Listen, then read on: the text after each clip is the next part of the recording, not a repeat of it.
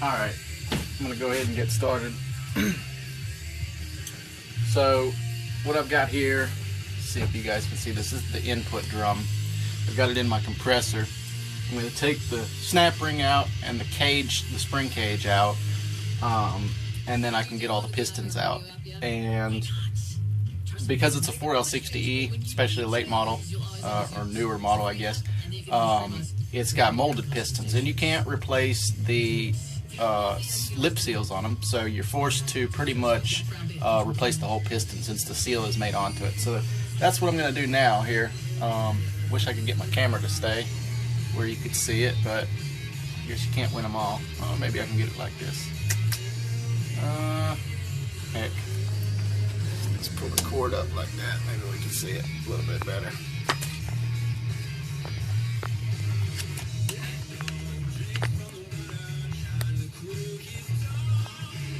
Well,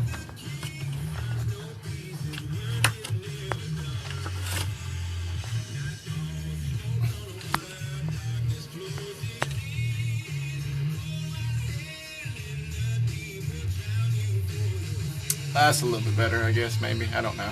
Wish I could get it like that.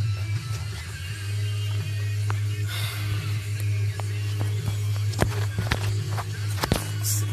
Hang it up like this. Ah, there we go. You can see the drum anyways. So I got it turned down a little bit just to compress that spring cage. Let me turn this radio down. See if you guys can hear me a little better. Alright, so I got my snap ring pliers. You need the internal ones where you squeeze it and it presses out for this one.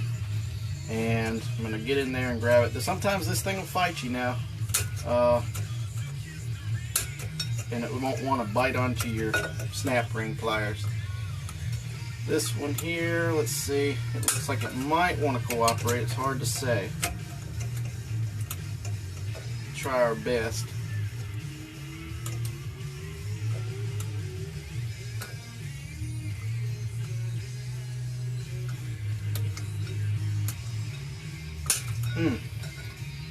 It's not wanting to cooperate. Let's try it again. Might have to get my special screwdriver with the slot cut in it. This thing's worth its weight in gold. Just get an old screwdriver. It's great for getting snap rings and stuff out. See, I've got the notch cut in it. Helps to get in there and turn it, and it'll grab onto it when you are trying to pop it out of a tight groove or something.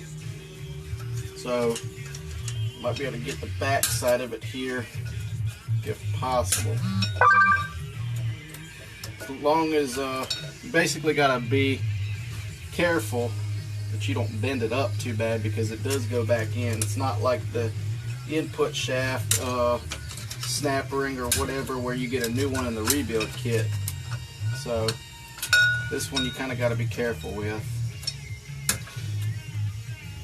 Also, at this point, I do already have all the parts cleaned that are going to be reused, just to save a little time on the video, because you guys don't want to sit there and watch me spray stuff and clean it, I'm sure. Let's see.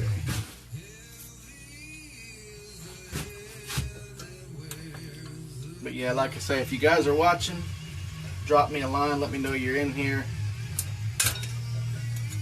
And if you got any questions about what I'm doing at that point or whatever, you know, I'll periodically look up and, you know, answer whatever you got.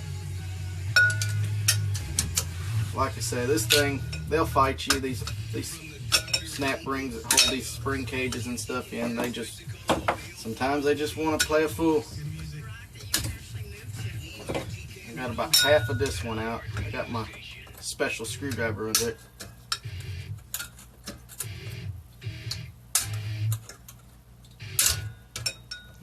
Very close on this one.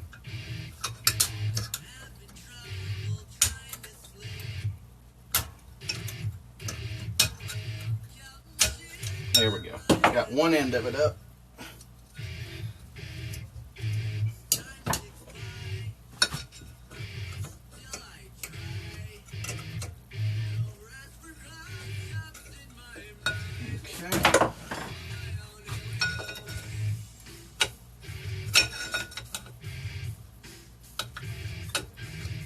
Okay, here we go. Got the snap ring out. Like I said, this is the snap ring here. It holds the spring cage in the input drum. The top spring cage, I guess, because there is two. So I'm going to uncompress it now very slowly so that it doesn't get hung up in the snap ring groove. Sometimes they'll shift and the cage will get hung up in the groove. This one did not, so we're good here. Alright, there's the spring cage. This is a two-part cage. The 700R4 and the early 60Es had just the top retainer, the top steel plate, and the springs. They didn't have this bottom piece. And the reason is they used a piston, old 700s and early 60s used a piston like this that would locate the bottom of the spring. So you do have to match these up. It is possible to put molded pistons in a 700R4 that came with these originally. This has a replaceable seal on it, but you have to match them up. You can't put this on here, or you can't use a 700R4 spring cage with no bottom retainer on a slick piston, because it'll sling the springs right out of the cage. Alright, so this is what the input drum looks like when the spring cage is removed. All you see is the pistons in there. So the easiest way to get these out is, remove some of this stuff here. I should also let you guys know this is not the original input drum out of this unit. When the customer brought it to me and I disassembled it yesterday, I realized that his input drum, which is this one here, the input shaft actually wiggles in the drum, and they're supposed to be tightly pressed. So this is not going to work for what we needed to do, which is operate correctly. And he had a 3/4 clutch failure, which is common on these, but that did contribute to it. So we're not going to put this back in. We got this drum. I've leak tested it already. It's good around the base where it presses together. We're good on that. So now, like I said, I got the spring retainer out and all that. So the only thing actually holding these pistons in here is just suction. So the easiest way to get them out, you got your feed holes here. I don't know if you guys can see them. There's different feed holes for the different clutches. There's one here, and there's one in between each of these sealing rings. So you get the top, the one that's the 3/4 clutch, and you blow air into it, since that's the rearmost piston, and it's going to be the bottom hole, and it's going to almost sound like a gunshot a lot of times. It'll blow the pistons out. And that's all you got to do is for that. And then when you pick your drum back up, you got all these goodies that come out of it. So you got your 3/4 piston, your 3/4 apply ring, you got your 3/4 spring cage, and then these three things here is your forward clutch housing, forward clutch piston housing, your forward clutch, and then your overrun clutches in the middle. And they all nestle together like that in your input drum. So we're going to throw that piston away, we're going to throw that piston away, and the 3/4 piston, of course, going to throw away. These come in a set of 3 a lot of times. These right here, they come in a set of 3. You can buy them individually. Some people just replace the 3/4 one, since that's the most common failure point in them. But I get the set of 3. They're like $25, depending on where you get it from. The internet's probably maybe 30, 25 or 30. But definitely always replace these, because like I said, these are molded pistons. These seals do not come off. So these go in the trash bin. Alright, let me tilt this a little bit this way. Let's see here. Alright, so since I've got the apply ring and forward clutch housing out of the input drum I just showed you guys, I'm not going to even clean these right now, just to save a little time.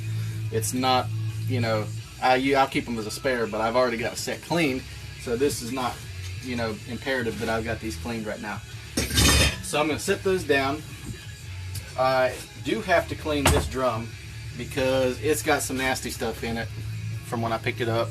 It's a good used drum. Like I said, I leak checked it earlier with the pistons in it. It's not loose around the drum. It doesn't leak, so it's good to go. So I'm gonna clean this right now. I hope my compressor doesn't kick on. If it does, I don't know what to tell you. Just turn your speakers down or whatever. So I'm gonna fill up my, I used the little paint gun, cheap paint gun. I don't know if you guys have been following along. I posted it a couple times on what I use. Use mineral spirits to clean, and then I use this little paint gun. This thing has served me well. I bought it for like 15 bucks at Harbor Freight. I know it's pink, can't hate on it. It does a great job though. I turn it all the way up and open the orifice all the way up, and it'll take the nastiest stuff off. It's amazing. Run it wide open on full air, and the dirt just bleeds off of it. And it's great for, you know, there's some places where you just can't get a brush. It's great to just use the compressed cleaner, and it'll get in everywhere that you can't get a bristle or get your fingers in a paper towel to wipe it up or whatever like that. And it dries quick. You can air blow it off, you know, if you want it to dry a little bit quicker. It's great. It's the best thing I've found, and it's much cheaper than just cans of brake cleaner. So this is what I love. You know, just spray it down and just let it drip dry or air dry it off or whatever. And it's great for like little captured check balls, like the little ball capsule that's in the back of the drum. You can spray it in there and make sure it's clean so that it'll seat good.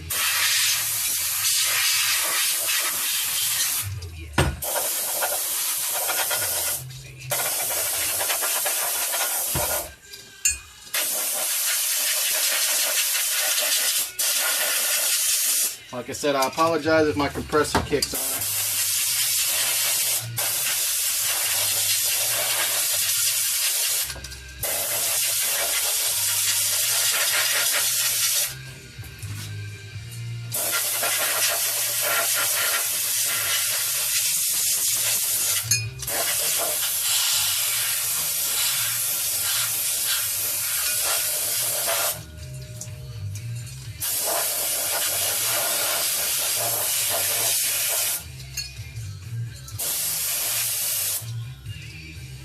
Okay, I'm getting there.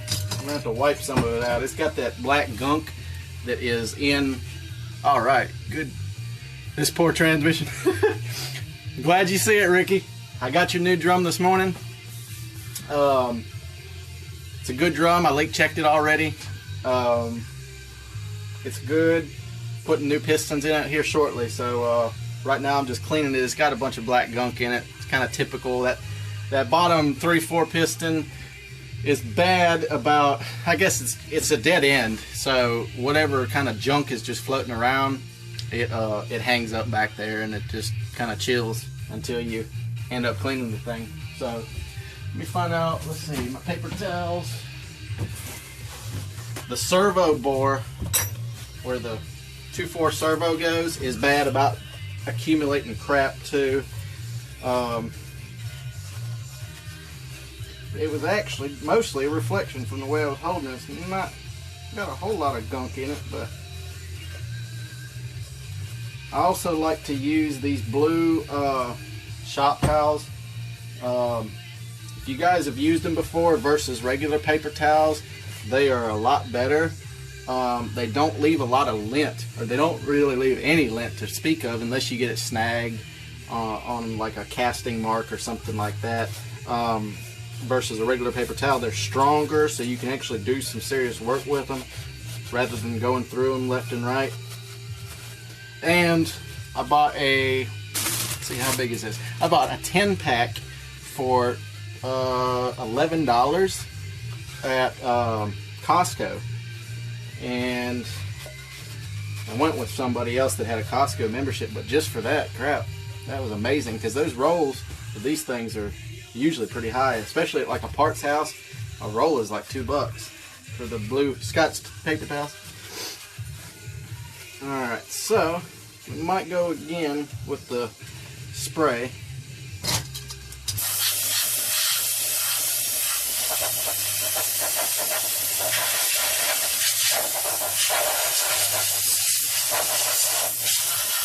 Alright. A lot of things I've seen guys skimp on in this drum. One, they don't even really know is there. And yes, they are very absorbent and they don't shred. That is perfect. It's exactly what I'm talking about. These are your input shaft to output shaft seals. They go right in the splined area in the middle. They just kind of press in with your fingers, and that's what seals the input shaft to output shaft when they're connected in the transmission. You obviously see that, you know, even before you take the spring cage out. That's cool. What a lot of people don't know is there is an O-ring down in here, and let me see if you guys can see the green O-ring. You can't see it. It's down in here, and it's on this, I guess this neck, whatever you want to say. And it's in the rebuild kit. I've seen so many people that say, I don't know where this thing goes. It's in my kit. And it's down there, and that's what seals your forward clutch housing to the drum. And I've seen people just shortcut it because they don't even really know it's down there. And you really can't hardly see it unless you kind of feel around or actually know it's there, you know, just by reading or whatever. So got to get your pick and get under it and just roll it off, and that's it right there. Just a small, the smallest little thing.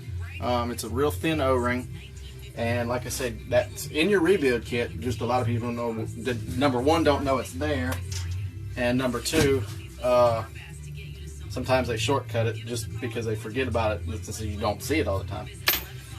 So let's see here. Wipe a little more of this out.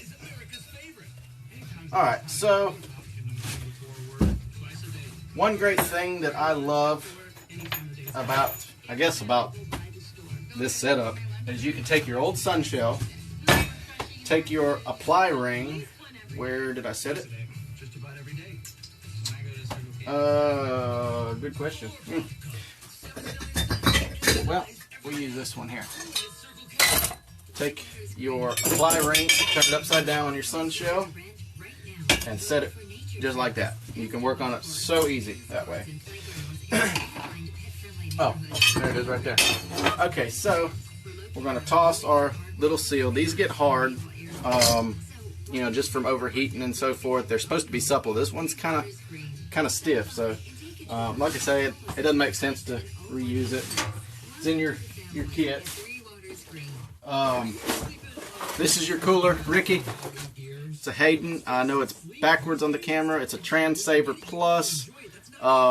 This is one size smaller that we talked about yesterday. This one's probably like 2 inches smaller in height. So I think it'll help you out in your Camaro since you don't have a whole lot of room in front of that radiator. So, you know, it'll still cool really good. It's a plate style. It's not a tube and fin. Let's see. I ain't gonna break it open, but it's still good. It's not a tube and fin style. It's a plate style. It'll cool really well and keep you cool. So let's see here. All right, now the fun begins. So these are hundreds of seals in here that you guys need. Let me find my razor blade. We'll use this one here. Alright, so what we're looking for, one reason I like the TTK kits, Toledo Trans kit, is the bags come in them. Not that I don't know where the stuff goes, but it makes it a little bit easier to find it because it's labeled. Like this one is screen filters, you know, they're all grouped together rather than just tossed in a bag. So right now what I'm looking for is a sealing ring kit. I'm looking for the input drum kit, and it's right here. And it even gives you a little breakdown diagram, which is cool. It tells you where all the stuff goes that's in it. And look, they give us the little green O-ring. So that's the first thing that we're going to throw in here. Get my blade and open it up. And Really the only two that we need out of here, since we don't have lip seals in this, is these two here. The one that I showed you, which is the one that goes in the end, plus the O-ring. And then we're also going to need the new output shaft snap ring. It's kind of, I guess it's kind of retarded that they put this in here because it's input shaft, but this is the output shaft snap ring. So I'm going to set this aside because we definitely need it. I'm going to stick it on my magnetic board because when you open it up to get it off the original output shaft, to get the original one off is what I should say, the original one will expand and sometimes it'll come off. So that's why they gave them to you. So it's just always smart to replace those. So without further ado, let's set these aside and get in our parts box.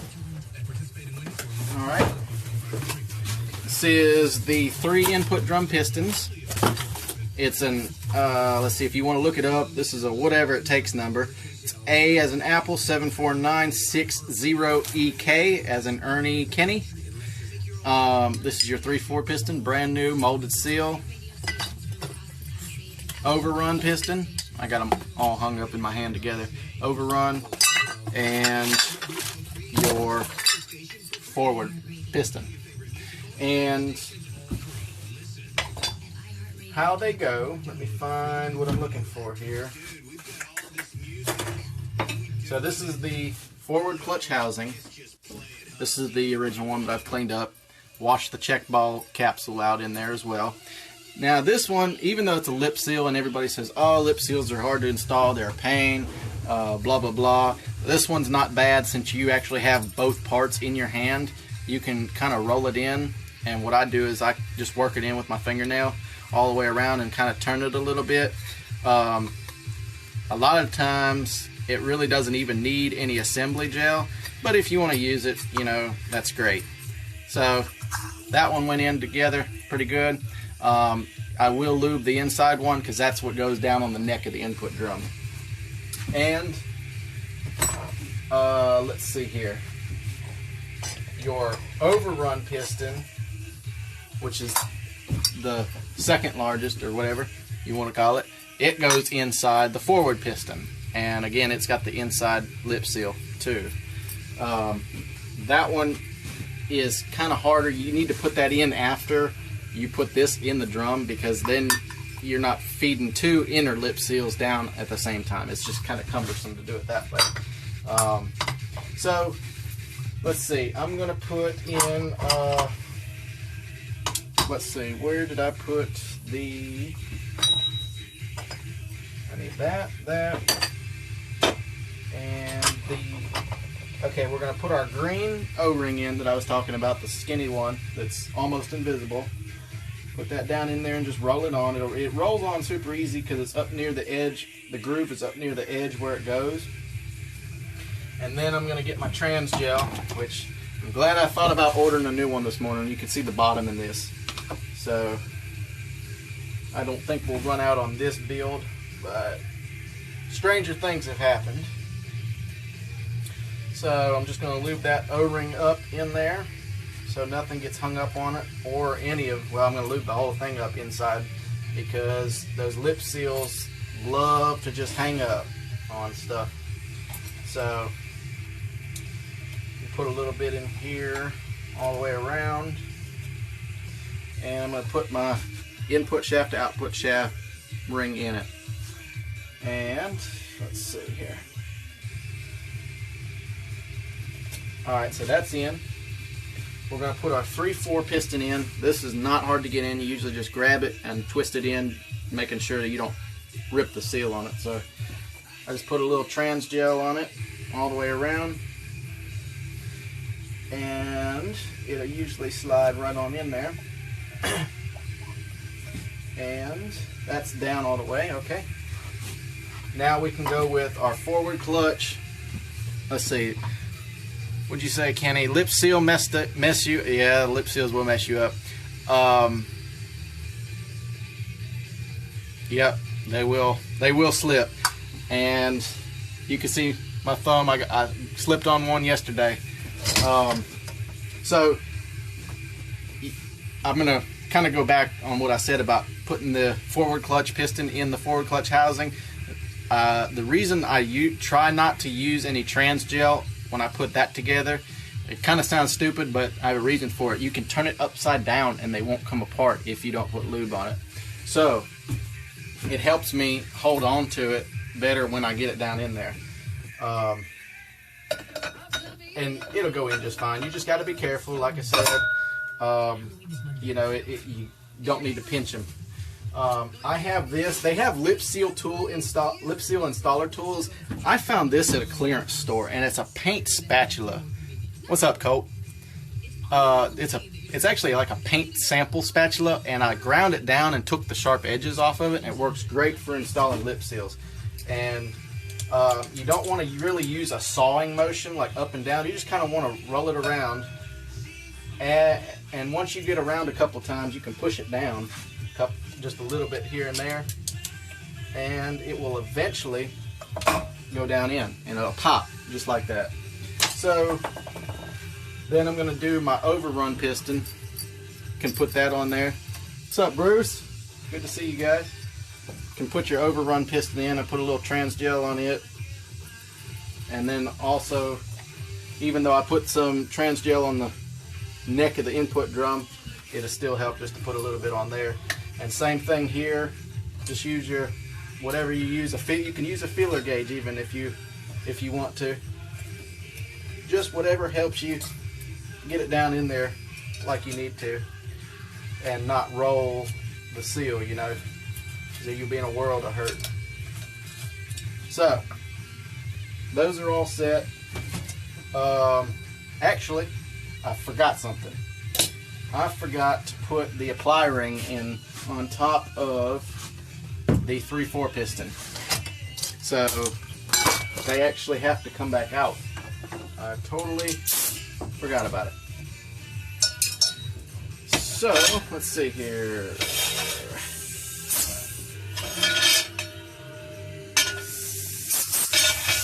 Well, they're liking to hang up in here for some reason. There they are. Alright, so forward clutch is still hanging up in there.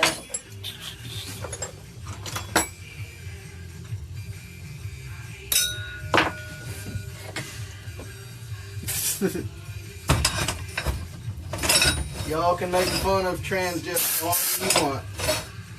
It's some amazing stuff though.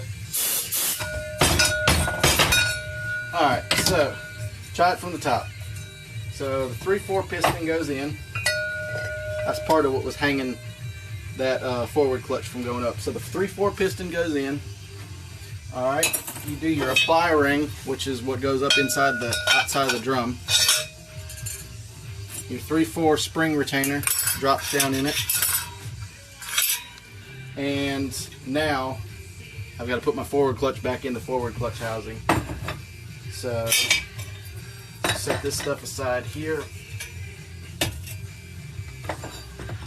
And like I said, we'll just roll it in with our fingernail. This one, I already had it in once, so it goes in together pretty good. And drop it down in. And they do have to align in the lugs of the drum. Let's see if you can see it. There's one right there, and then the wide lugs go in the wide spots. You can't really mess it up. It's kind of idiot proof, I guess, in a way. And then we'll do our overrun piston. After you put them in one time, they just pop, pretty much pop right in. That's one nice thing about the molded seals versus the old lip seals on the 700 R4s. The molded ones, once you put them together, they kind of form pretty much almost immediately.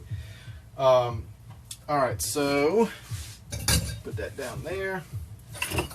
Here's our spring cage. Oh, rip that one.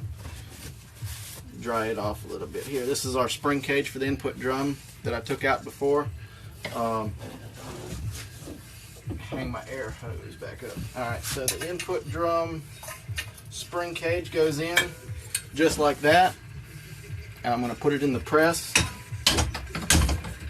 and press it down in there, put the snap ring back on it, and this sucker here will be ready to stack with clutches. So let's see here, twist it down a little bit. And you got to be careful, just like when you're pulling it out, pulling that spring cage out of the drum, you got to make sure that at the same time when you're pressing it back down in, that you don't get it hung up on the snap ring groove, because it will bend that whole spring cage to pieces. And then you'll spend probably more time than it takes you to rebuild the whole drum just straightening out that spring retainer. And it can be a headache. So when you get your snap ring down in, something I like to do, I like to put my screwdriver outside of it and just kind of twist and make sure that it is in the groove all the way around. Even though there's little bumps on the spring retainer, I can't do a flip, Nick Harris. Can't do a flip. Even though that there's bumps on the spring retainer cage, to keep it in place, I like to just make sure. So that's it. Everything's ready to go in there. I'm going to set it back up because we can go ahead and stack clutches in this. So I've got my clutches soaking over here. I got my forwards ready to go, using Borg-Warner forwards. They're waffled. They're pretty much like a factory replacement clutch. They do excellent. I like Alto, I like Borg-Warner, I like Ray-Bestis. They're all pretty decent. I'm kind of partial to Altos since they're made in Alabama, but they're all pretty good. The forward clutch pack in a 4L6D, 700R4, many others, also the same way, is not a shifting clutch pack. So you don't need like huge, like the most expensive clutch pack, because all it does is hold. It's not a shifting clutch pack. So say you take a trip from California to Florida and you never move it out of drive range or overdrive, third, first, whatever. As long as you are going forward, they are engaged. So they don't go on and off and create a lot of heat. So, you know, it's not uncommon for you to pull these out of like 200,000 mile units and they look good. So that being said, you don't really need to spend a whole lot of money on, you know, the Red Eagles or the Stage 1s for a forward clutch pack. It's not really needed a whole lot. So we're gonna go ahead. First thing first is the Overrun clutches go in the bottom. And the overruns are for engine braking. You know, when you pull it down to manual third, you'll notice that the RPMs hang. And what that is locking the input drum to the gear train through the sprag. And the sprag is just a dog type clutch. I've got one right here. This is the single cage sprag, which we're throwing in the garbage because they have so much play in the rollers. They call them dogs, and they flop all around, and these things will break the first time you smash real hard into second gear. So we are going to go with this. This is a Borg-Warner 29 element sprag. Part number A as an apple 74658C. It's about a $40 to $45 part. And it is the dual cage design. See how it's got two walls, and these rollers have a lot less play in them. So definitely going in. The sprag, let me find it. It is right here. That's part of it, and this is the other part of it. So the sprag goes in the housing, and you kind of got to fool with it a little bit to try and get all the rollers to go in. Sometimes it helps just to take the ring out of it, so I just push the ring all the way to the end, the outer ring, or take it off. It doesn't matter, just whatever's easier. That way you're not fighting the outside ring, so you can just put it in here and run it back and forth a little bit, and it'll sink in on one side, and then you gotta work it around and all this. Sometimes they can be a pain to get going, but there that is. That went in. just like that. It goes in the outer race. And let me find my inner race. Where did it go? Where did it go? Okay, so there's the inner race right here. And really all you got to do is turn it in here and get all the rollers and dogs to line up and pretty much accept it as one of their own, I guess is what you would say. You can take your front sun gear and lock it in there to kind of give you something to work with. Make it a little bit easier, I guess, on you. So that one's in, and it will turn one direction. Now this is, it's kind of hard to look at because the video is backwards, but these will only, they're designed, a Sprag is a one-way clutch. So I can turn it this way, but I can't turn it back the other way. So basically, that's all together. It needs the tiny little snap ring that goes on it, which I may have set, where did I put it?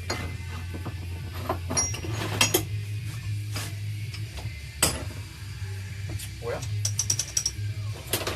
that's not it, and that's for that.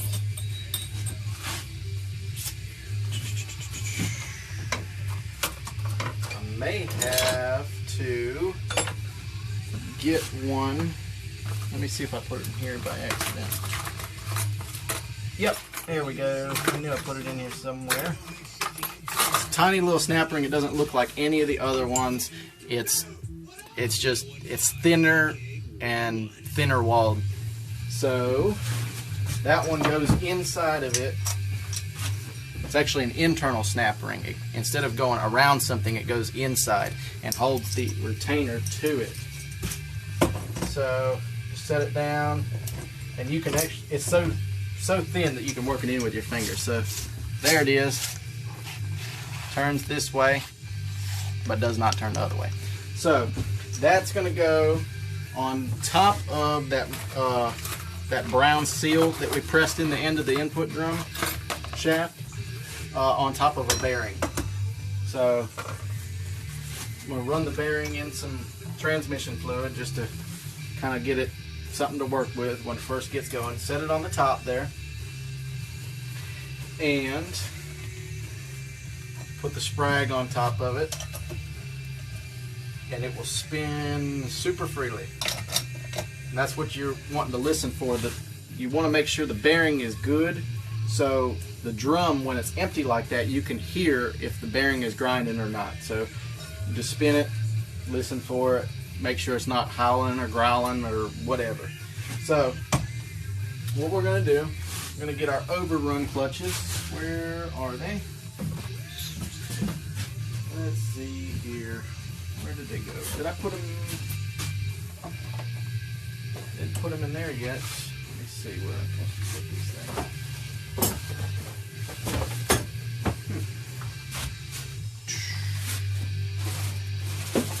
Here they are. Alright, so Overruns do not have an applied plate.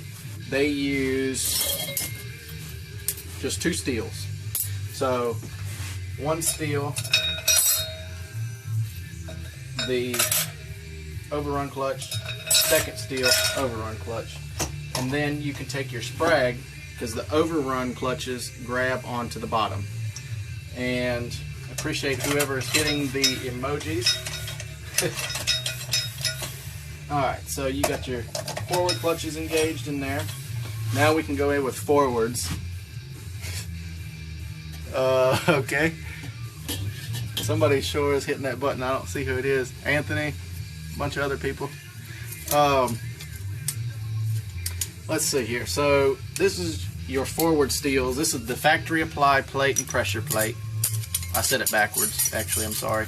This is the pressure plate, the apply plate, or I said it backwards again. The apply plate and pressure plate, and then the steels. And then this steel here is a wave steel.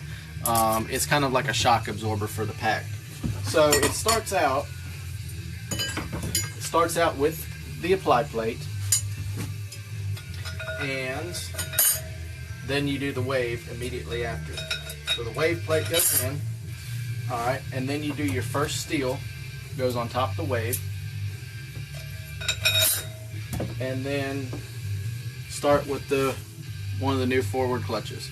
So it will lock into the sprag, the outside, the big part of the sprag, it will lock into it. So that's the general idea of it. So we just alternate clutches and steels, back and forth, and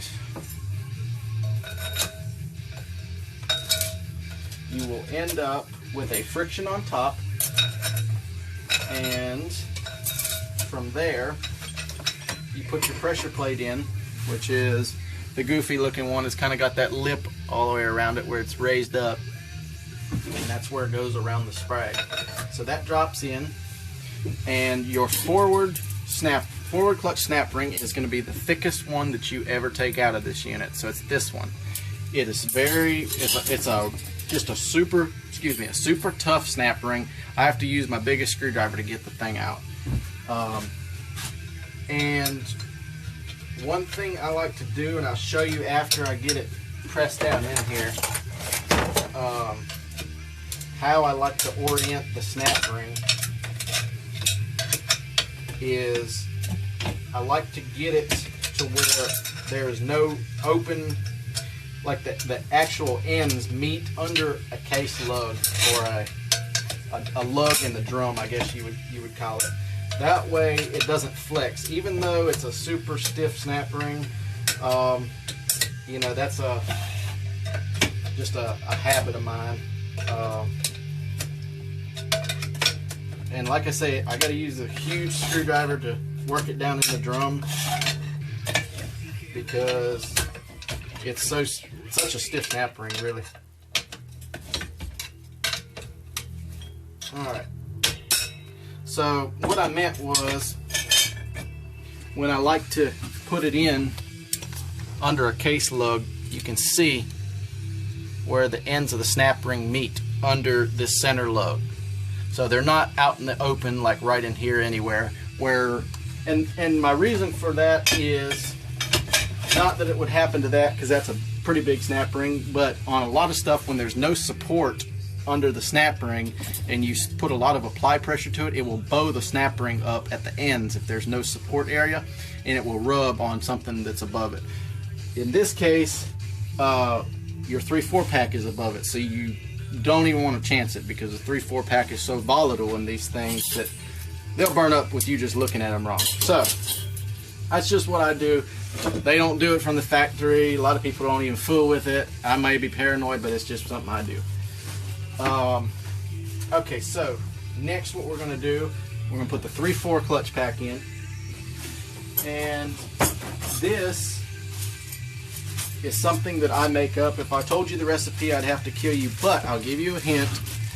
I use an AC Delco.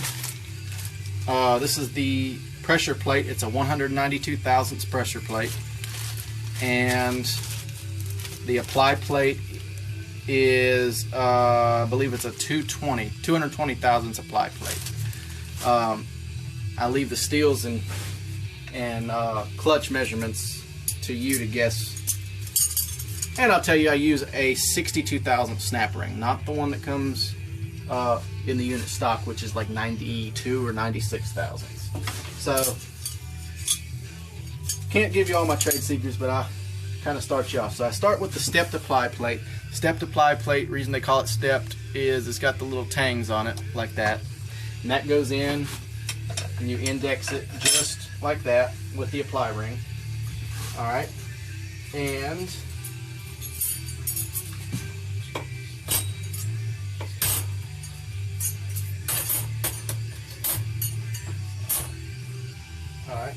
so got my 3/4 clutches soaking. These are high energy Borg Warners. They look burnt, but they're not. They're just green and they've been soaking for a little while. soak them so that they don't glaze when they're first run, and also it'll help you get your clearances a little bit better, because they'll give you the real world clearance reading. You know, if you put the clutches in and you don't soak them, then they're going to measure thinner, obviously, because there's no fluid soaked up by them. So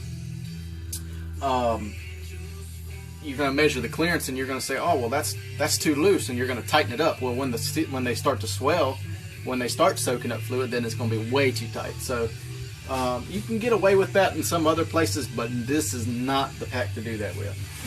So I'm going to get these set up here and ready to go.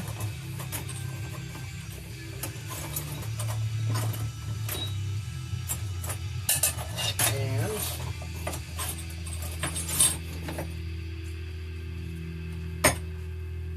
I am missing a couple of my steels. They were still in the box.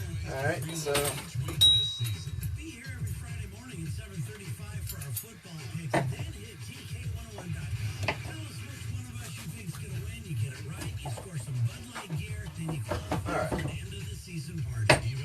So, here's how they're going to go.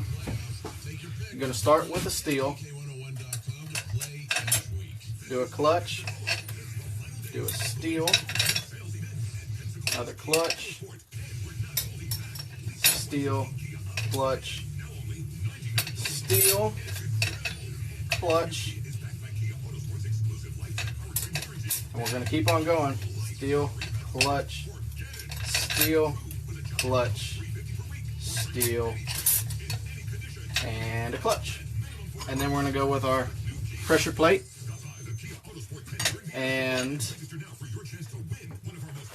here is the last thing that goes in is your snap ring. Now, you guys will notice, if you've been inside one of these before, there's something that I didn't put in here, and they are these things. These are, they call them the boost springs, the helper springs, whatever you want to call it.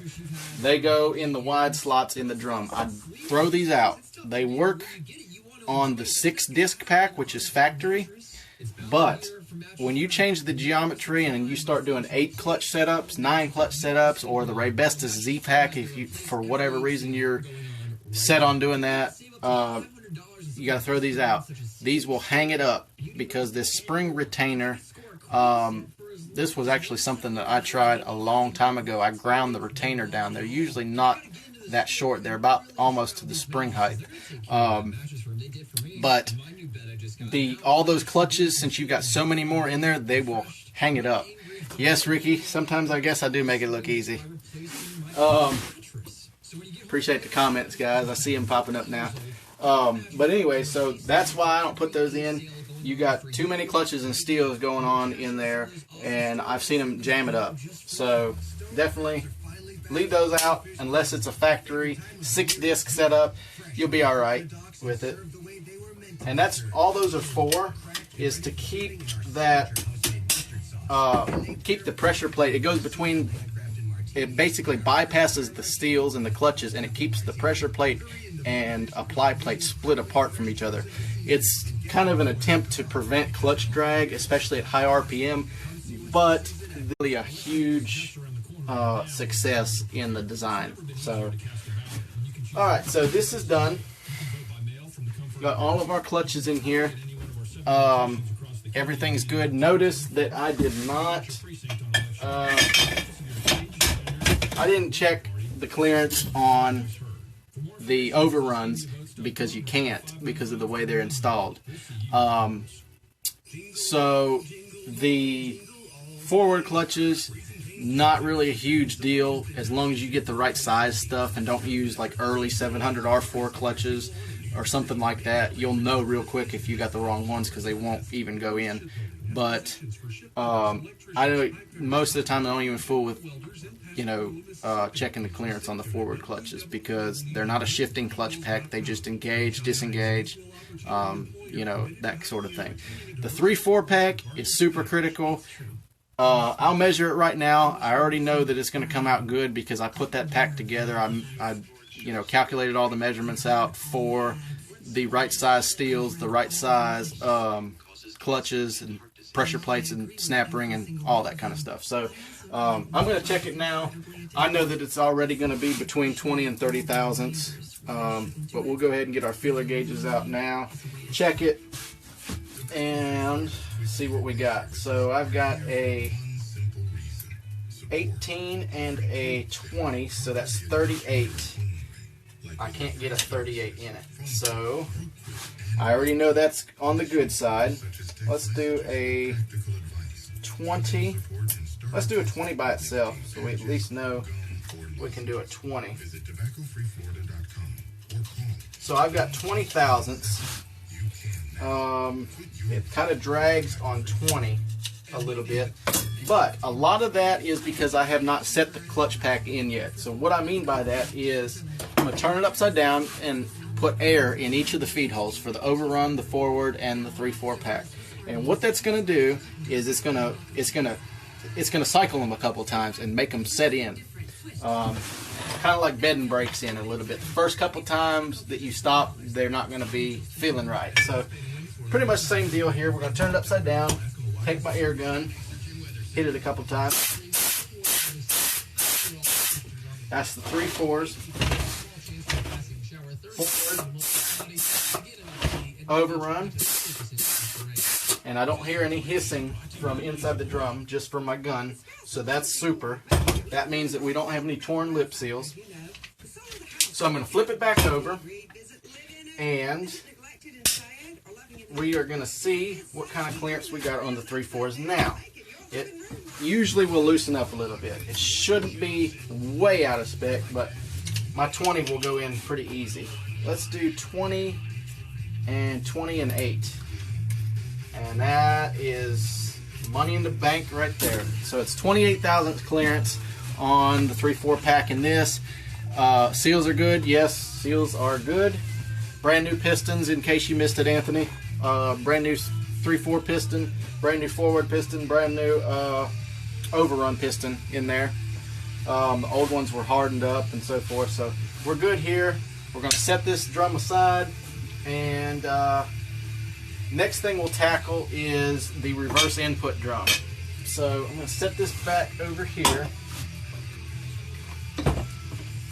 The only thing we have left to do really with that input drum is put new Teflon seals on it. So we'll do that after a while. We don't have to fool with that right now. So the input drum, this is what it looks like naked. It doesn't have any clutches or steels in it, but what we have to do, since we are replacing this drum, since it's all scarred and warped and stuff, we have to get our piston and spring retainer out of it. The new one doesn't come with that. The other cool thing is when you buy a new drum, they come with new bushings in it, so you don't even have to fool with that. It's like the most perfect situation. So I'm gonna put this in my press and run it down and get this piston and spring retainer out.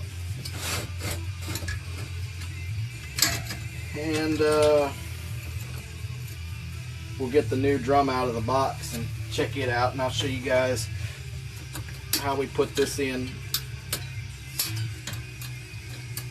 Sometimes this one will fight with you too, since it's such a skinny snap ring, but usually they're not too bad. It's it's kind of an easy one to work with sometimes, but it can test you sometimes because it's kind of smaller than the tips on your snap ring pliers. Let's see here. Well, and this one's wanting to hang up in the groove for some reason. I'm not exactly sure why.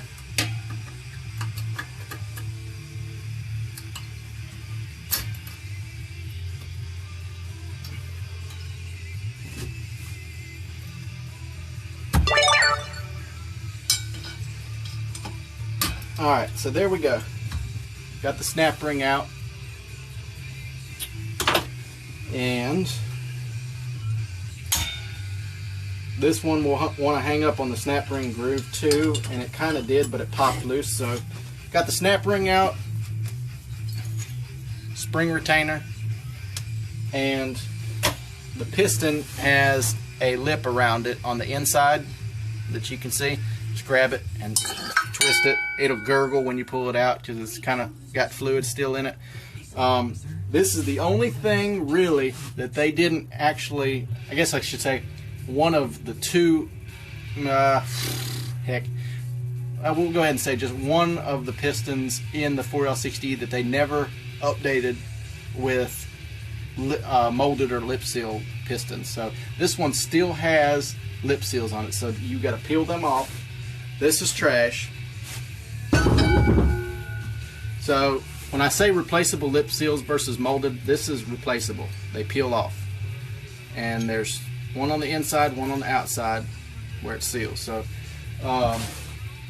if you were watching earlier, I mentioned why I usually try and get a TTK overhaul kit. It's because they label all their little baggies. So all I gotta do is find reverse input, and it shows the seals, the 2 lip seals that you need to put on there, rather than having to dump them all out on the table and kind of sort through them, because there's a couple that look all pretty close to it, especially if you know, you're working on a 700 R4. You're gonna have to sort through them a little bit. So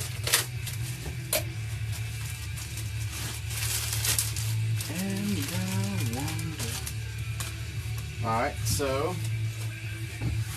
just kind of work them in. There's nothing to putting them in on the piston, I should say. You got to kind of work to get them in the drum because it is a kind of a flimsy lip seal. But all they do, just go in like that. I don't know if you guys can see that, but that one's good there. And the other one on the outside, of course they do face down. I don't know if you guys know this, since they are a lip seal, so the shape of them is kind of odd, but the lip goes down kind of like an umbrella, and that's what maintains the fluid consistency so that they don't blow out. If you put them in upside down, the piston, the fluid will just seep right by it. So that's good. Spring retainer needs to be cleaned up, so I'll do that right now. Put some air on our cleaner gun.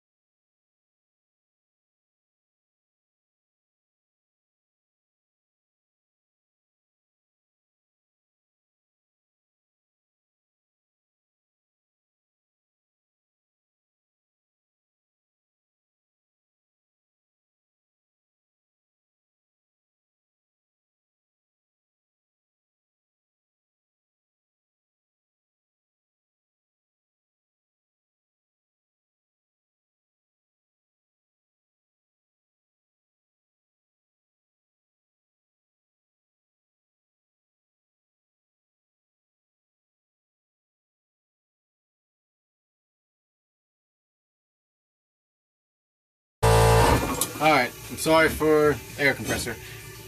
I see a lot of people have made that same tool you're talking about, Anthony, about the lip seal tool. I mentioned this earlier. This is like a paint spatula, like for paint samples, and it actually came a little bit wider than this, but I put it on the grinder and ground it down into the kind of slender shape, and then took the sharp edges off of it, kind of rolled the edges on it, and this thing is flexible. It's almost like, I guess it's probably about a 20 thousandths. I couldn't measure it, or I could, but I didn't. I didn't measure it, but it works perfect for going around lip seals. Plus, it's got a handle to it. It's got a number 3 on it. I think they had different sizes. I picked it up for like 50 cents. So here's the new reverse input drum, and brand new, shiny, brand new bushings in it, ready to roll. But like I said, no piston in the bottom of it. It's not a problem though. Alright, so we're going to throw our old pistons away in the garbage here. Reverse input drum, part number 74556B as in Benjamin. And yeah, it works. It does work pretty good. Sometimes I still have to use something a little thinner, like a 10 thousandths filler gauge blade, but most of the time, 90% of the time, I use that. So ready to go ahead with the piston in the drum. So I'm going to get some assembly gel, finger full of it. Just go right around the outside a couple times. Just go round and round, get it all around the outside. And then don't forget to do the inside too, because you got that inner lip seal. And piston goes in the drum now. Use our trusty tool. This one will kind of test your patience sometimes, because you'll get the inside and then you'll be working on the outside and the inside will start screwing up and you'll have to alternate back and forth. This one actually looks like it's going to be pretty cooperative, I think. Hard to say at this point. You just kind of got to work them in, turn it, and use your tool to work the seal around a little bit here and there. And there it is. So that's all set. Tranny gel. Giggity. Notice I love my trannies. I use lots of lube. Had to make a dirty joke. Alright, so the piston's in. We're ready for the spring cage. So we're going to put it back on the press. And got to center the spring cage up so that it presses evenly down, so that it doesn't hang up on the snap ring groove. If it does, sometimes you can push on it while it's got tension on it and it'll pop past it. Just whatever. If not, if you're not having any luck with that, you might have to back off the tension.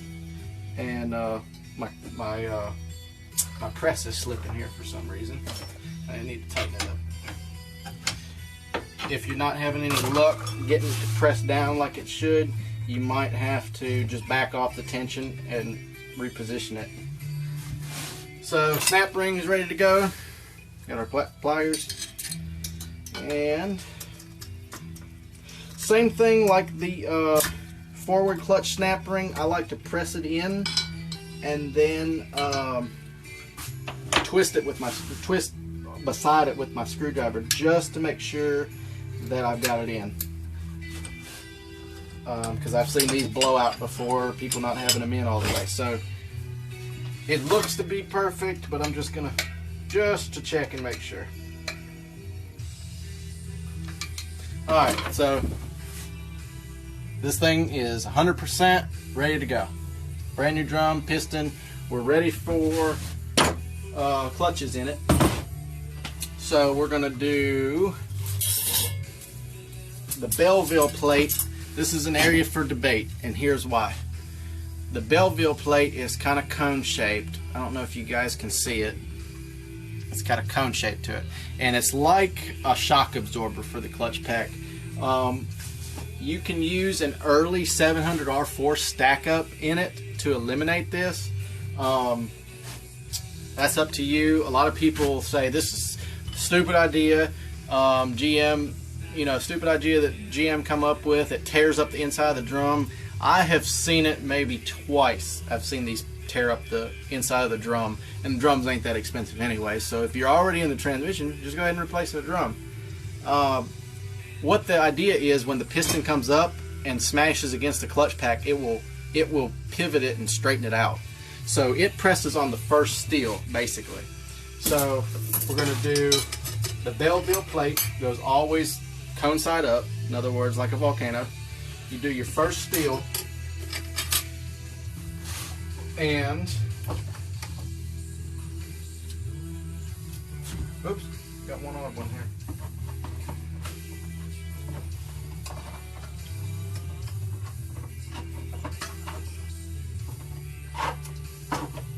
All right.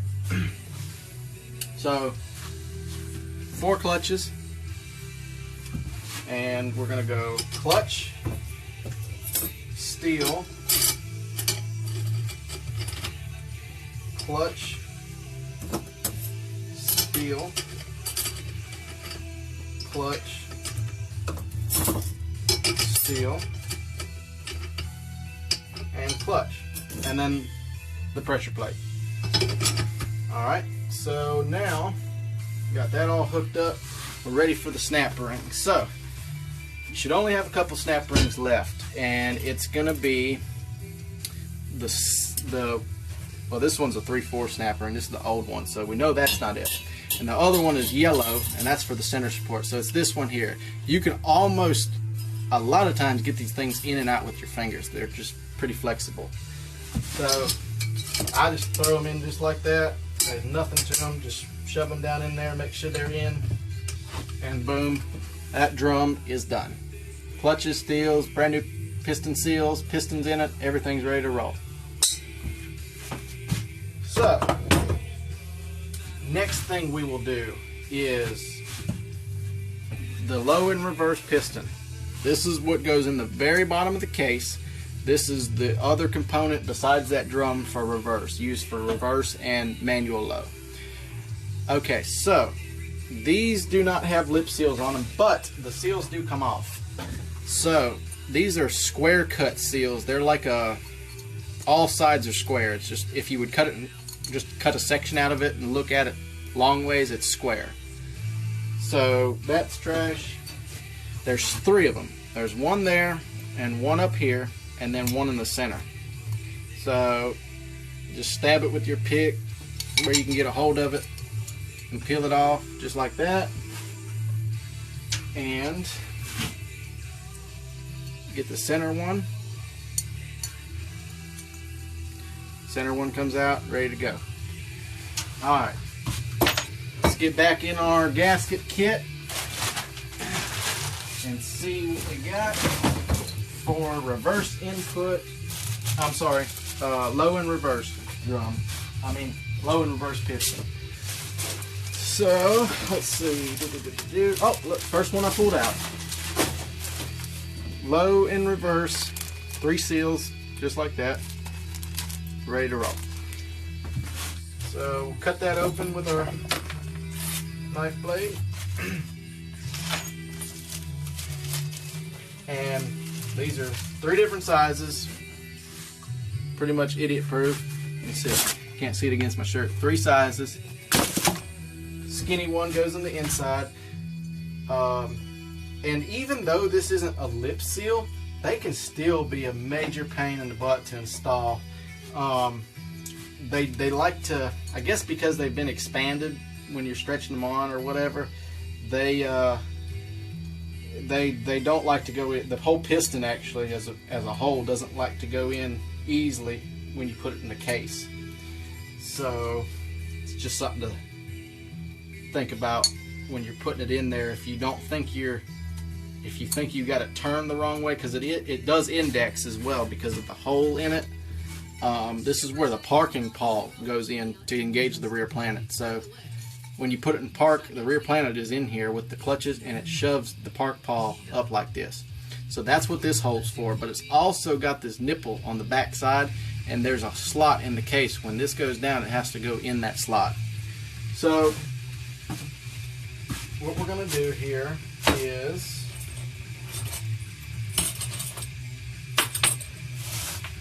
clean up our trash here first, number 1.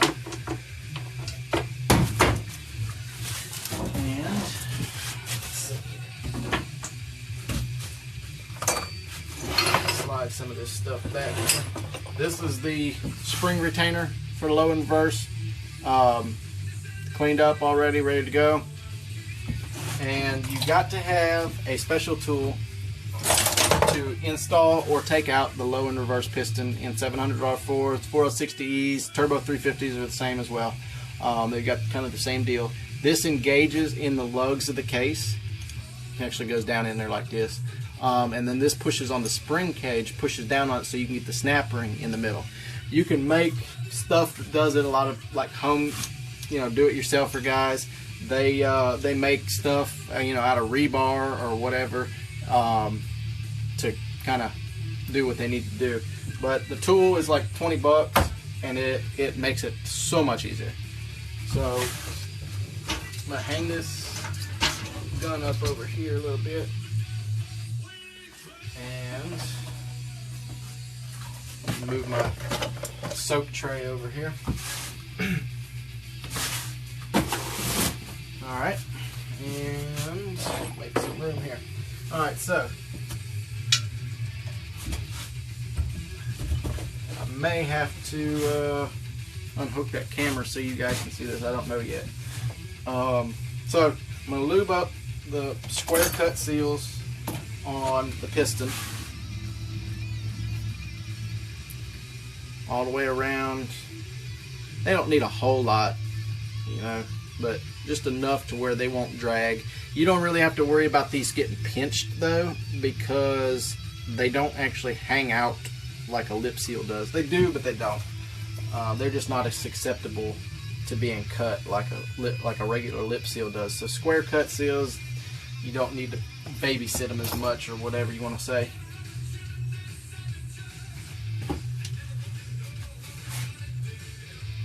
Alright, so that's pretty good there. I need to do the inner one.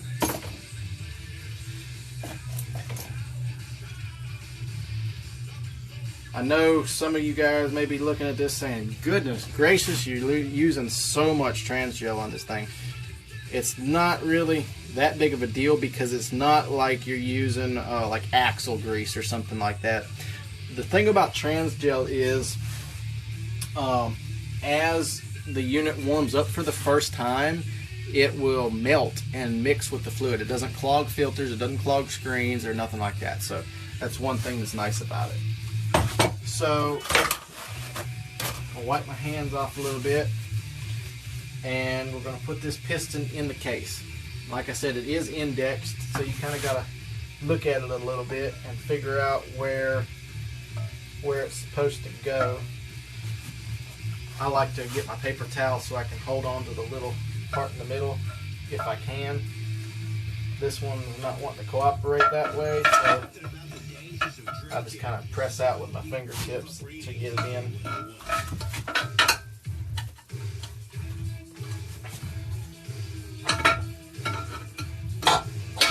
Okay, so that's pretty close. It's not right, but it's close.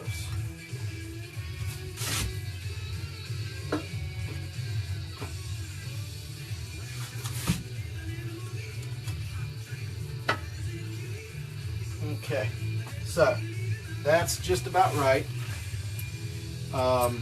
Sometimes you can push on them with the top part of your screwdriver and get them to seat in, or push around the center, and you'll hear them, they'll burp.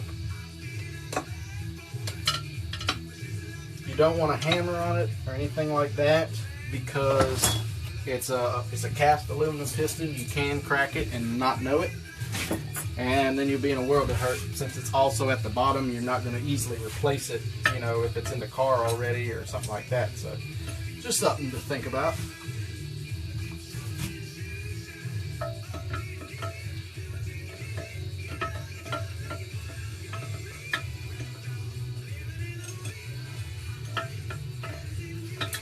Okay, so right now what I'm doing, I'm putting my spring cage compressor down in here,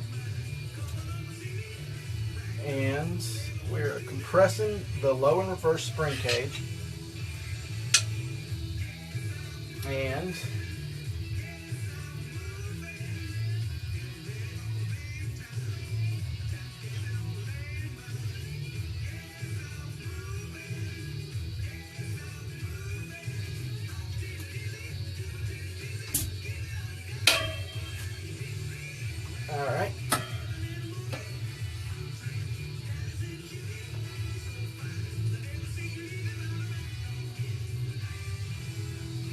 Okay, so we got that in.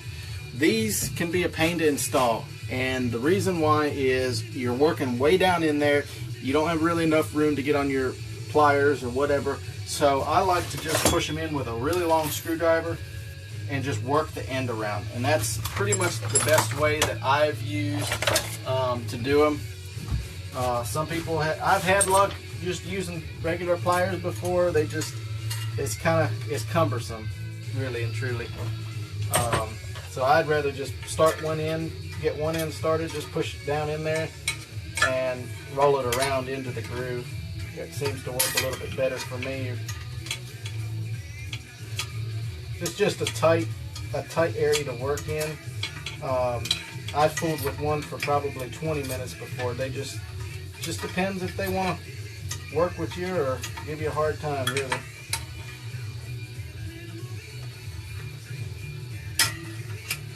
All right. A lot of it depends on what angle you put your spring cage compressor in as well. You know, if you put it in your way, you kind of got to reposition it. And then, of course, it doesn't happen to help you any if your screwdrivers have developed magnetism like mine have, and it'll start dragging your snap ring out of the groove when you're trying to get it positioned or whatever. So that kind of is a headache as well.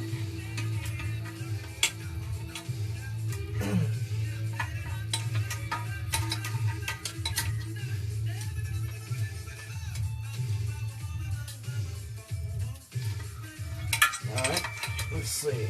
This could be the third time I've tried it here. I'm trying to get it to start.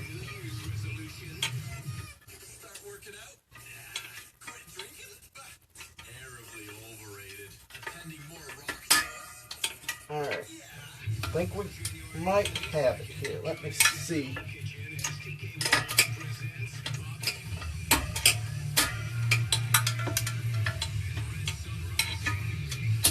Alright, perfect. Got it. So we can take our compressor out. Ready to go there. And you can air check it right now, or you can wait till you put the clutches in. The catch is, if you try to do it now, you have to, you can't put full shop air to it. In other words, you cannot put 100 pounds, 120, 50, 100, 200 pounds of pressure to it. You'll blow the piston out. So you kind of got to just be easy on it, and you can watch the piston move in the case.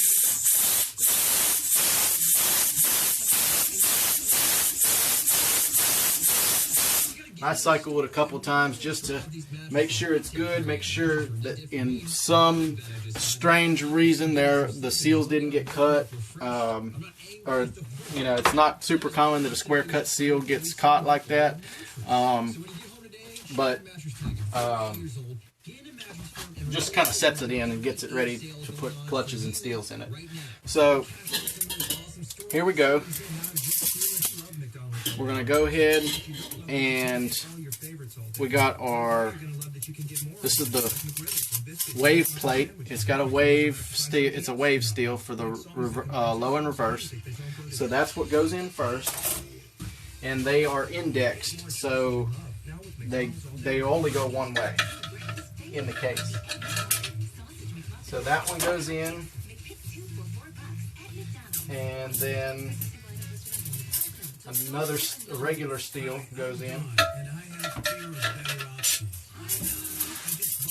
and now we can do the clutches that are soaking over here. Alright, clutches are ready, and you can put them in now. I might wait actually, so I can engage them into the rear planet carrier. So it's a little bit easier than to doing it later. And actually, really and truly, I need to go ahead and do this case bushing before I go any further. So I'm going to set these over here, and I'm going to knock this case bushing out because it does need to be replaced. So Let's see here.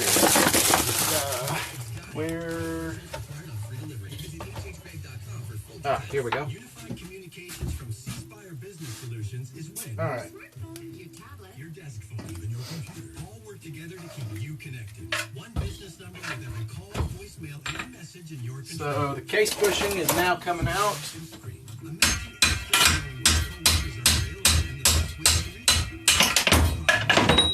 Alright. It's the old case bushing here. It's not in bad shape at all. But we got another one, so no big deal there. Let's see here. The bag of bushings here.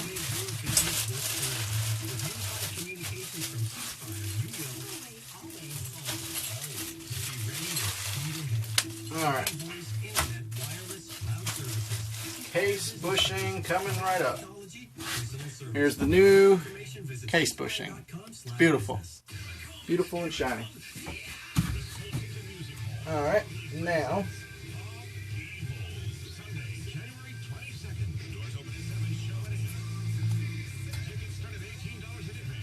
and I'm going to get my bushing driver that fits just a little over the size that we need. It's going to be this one here that I usually use. On top of it right there.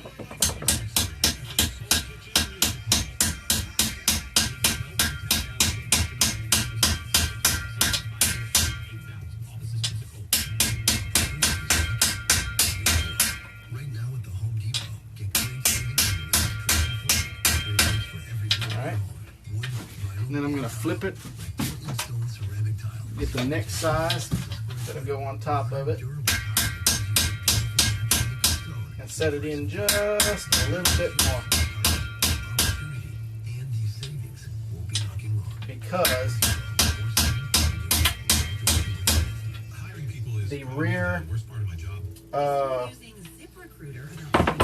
rear planet will want to ride on that bushing.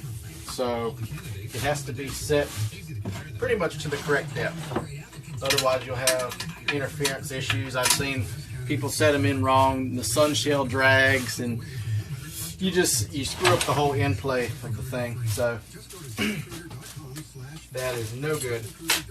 So I got pump bushings there, I got accumulator pistons, that's good. Alright, let's see. Now, flip it over. And I want my rear carrier, which is right here, and it's got a bearing.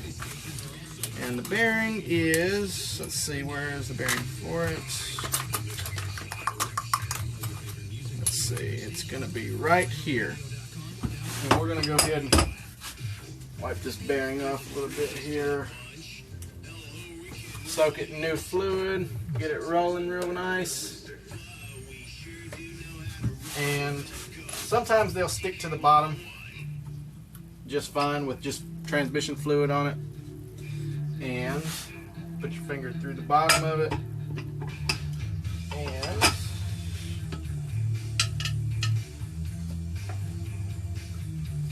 it will engage in the case.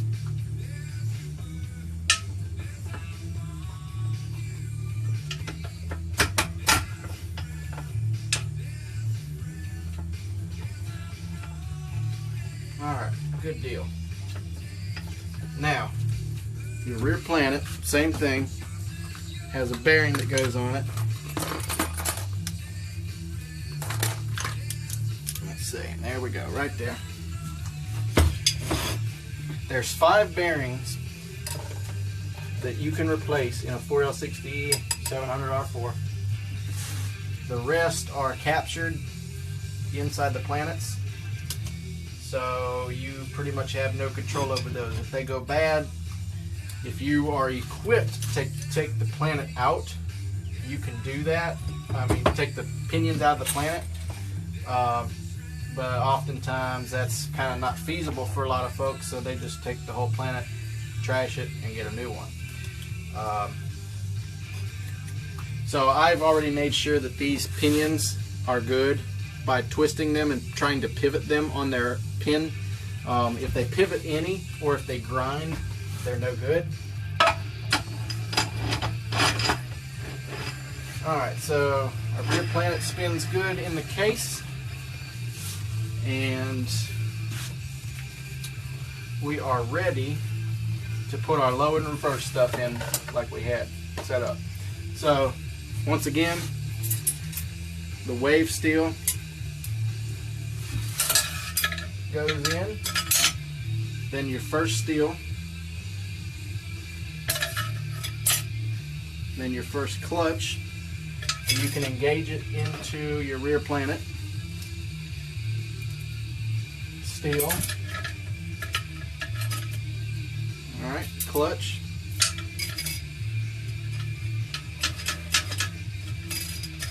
Alright, let's see. That one's wanting to hang up. There we go. Okay. Next steel. Steel.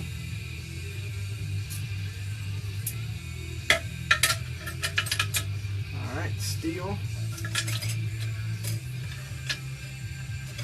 Alright, clutch, and then the last steel is going to go in.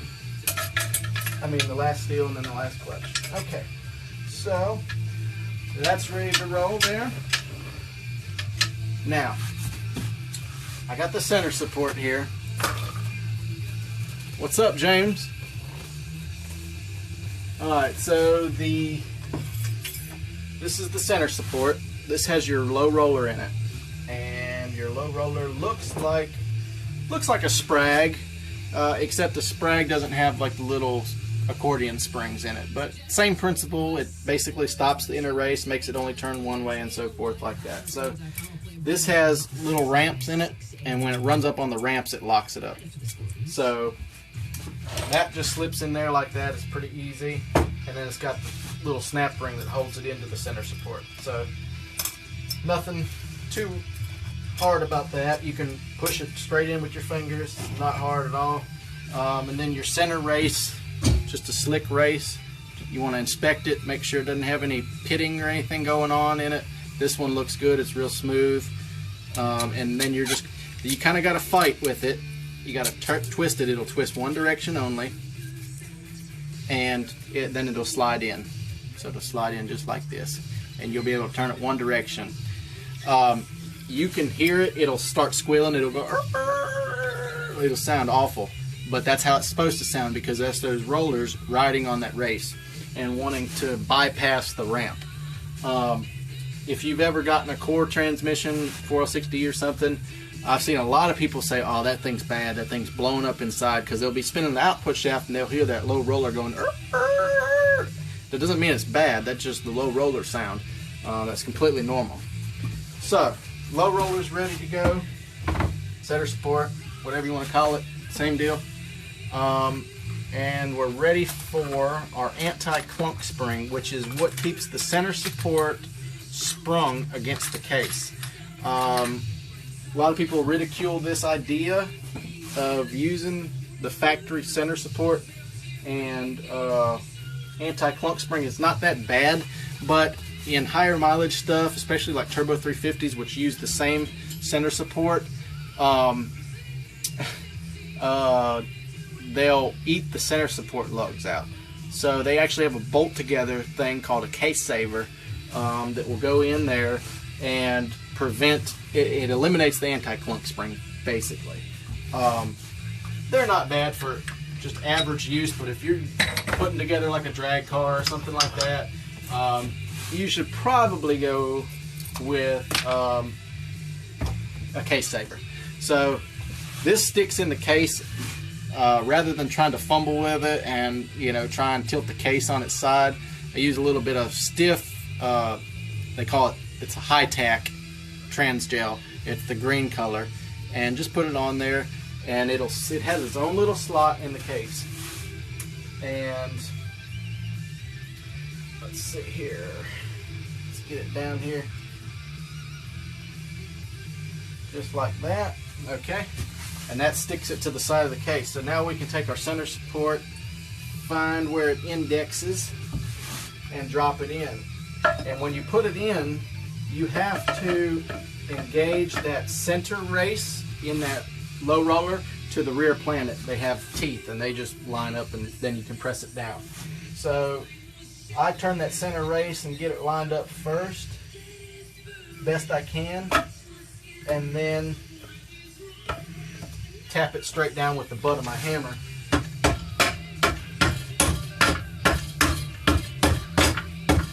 Alright, perfect. So now it's ready for the center support snap ring, which is always yellow colored. I say always, but you can you'll sometimes find them with the paint stripped off of them. If it's been rebuilt and it's been in like a high temperature steaming parts washer or something like that, the paint will be gone off of it. But it's a pretty light snap ring, but it's going to be the biggest one that you've got. So where this goes in, it has to go, that anti-clunk spring, if you're looking at cutaway or whatever, the anti-clunk spring is going to be between the ends of the snap ring. So you have to position it correctly to where the anti-clunk spring won't drag on the snap ring. Because that anti-clunk spring moves, the snap ring doesn't. So it's got to have that leeway in the between it. So let's see here. I usually start the end on the right before I work it around, and it makes it a little bit easier to get the positioning right of it.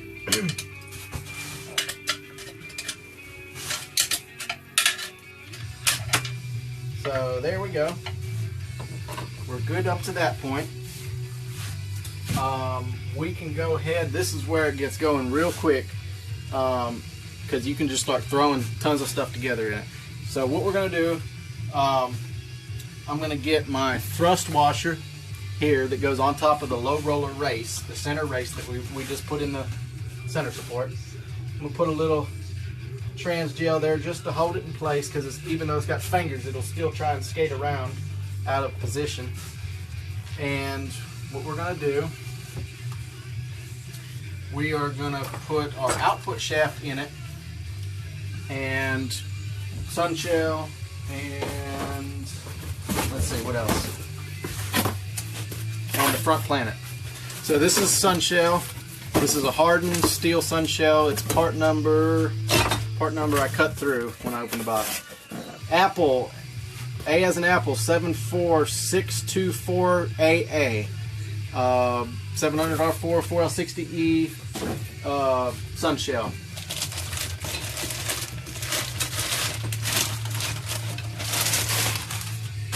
There it is. Beautiful new sun shell. Got the holes for the thrust washer that goes on the inside of it. The splines are hardened. They're induction steel hardened, so they won't strip out. Definitely a good investment to replace the sun shell. Even if your old one looks good, which this one did, it doesn't pay to skimp on it, because they're such a failure-prone element of these transmissions that it's just always a good idea to throw a new one in. So we're going to put our rear sun gear in. That just drops straight down in the middle, and that's what turns the rear planet. And then this is going to engage into that. So sun shell, just kind of put it in there and rotate it around, and it will engage and spin around. So that's perfect. The front planet carrier, already cleaned up and put together. It's actually two pieces, just like the rear one was. They held them by a snap ring. I put them back together when I cleaned it. This is your front planet right here. It's got a captured bearing in it, like I was telling you, and it's got a bearing that goes between these. So we're going to put the bearing in now. We're going to put some high-tack assembly gel on it. And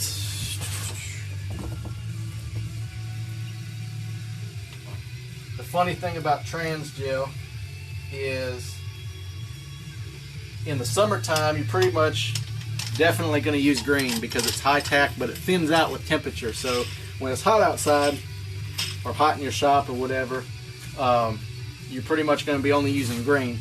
In the wintertime, or when it's kind of cooler outside, you're going to use a lot of blue because blue is thinner. And then there's also gold, which is super thick, I believe. I don't use a whole lot of gold. So we're going to set this in. And it's going to engage into the center of the rear planet as well. And you'll be able to turn it one direction, clockwise, same direction that the low roller race turns. So here's what we're looking like right now. We got pretty much half of the gear train in. Let's see if the camera will pick it up. Got the sun shell, front planet, everything like that in. We are ready for the output shaft to go in. And it's nothing special. It had my magnetic screwdriver stuck to it, but nothing special here. This feeds up through the rear planet and all the way up to the front planet, and it's got a snap ring. And that's that little yellow snap ring that I stuck up here that I told you guys comes in the rebuild kit that you cannot lose. It's not a good idea to reuse the old one, because it's one of those things after you screw around with it, trying to get it off a couple times, like it expands out and it's not good. It might fly off or whatever like that. So they give you a new one, so it just pays just to use it. You paid for it. So there we go. I'm going to put that in. And also, one other thing about it, it's got a bottom side and a top side. So if you can see the way the ends are cut, it may not focus on it. The ends are slanted like this. They're not just flat. So you want the pointed sides, the closest 2 points, to face up. That way it's for both your benefit and the next guy that rebuilds it. If it needs to rebuild again, your snap ring pliers will be able to grip on it better rather than just skate off of the points of it. So that's ready there. Snap ring pliers are all set, ready to go. And this is the part that is this is probably one of the hardest snap rings anyways, to put into one of these things, because you're feeding it down inside the front planet, trying to engage it into the output shaft and so forth. So it's not uncommon for this to take a couple minutes, but I'm going to try and get it on the first shot, and we'll see what we can do. So here goes the output shaft coming in. Okay, output shaft is in, and we're going to try and do this on the first shot here. Here goes the output shaft snap ring, and it's already wanting to be a fool. Usually I can get it started on the pliers ahead of time.